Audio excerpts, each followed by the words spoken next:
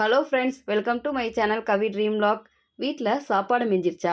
கவலையே வேணாங்க. மிஞ்சிய சாதத்தை வச்சு ரொம்ப டேஸ்டியாக மொறு மொறுன்னு சூப்பராக வடை ரெசிபி பண்ண போகிறோம். இந்த ரெசிபியை எப்படி பண்ணுறதுன்னு பார்க்கலாமா? 1 கப் பாயில்டு ரைஸ், ரவை 1/4 கப், தயிர் 1/4 கப், கொஞ்சமாக உப்பு சேர்த்துக்கலாம்.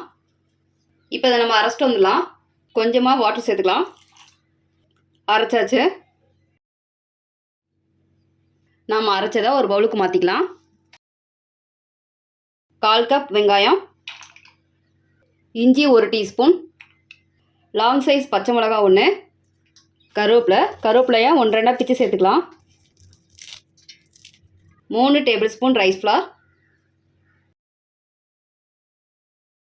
மிளகுத்தூள் 1 டீஸ்பூன், வத்தலை கோரஸாக அரைச்சி வச்சுருக்கீங்க, 1/4 டீஸ்பூன் சில்லி பவுடர், 1/4 டீஸ்பூன் சீரகம், கொஞ்சமாக கொத்தமல்லி சேர்த்துக்கலாம். Mix well. நல்லா மிக்ஸ் பண்ணியாச்சு. சப்போஸ் உங்களுக்கு மாவு தனியாக இருக்கிற மாதிரி தெரிஞ்சுன்னா இன்னும் கொஞ்சம் நீங்கள் அரிசி மாவு சேர்த்துக்கோங்க. எண்ணெய் நல்லா காஞ்சிருச்சு.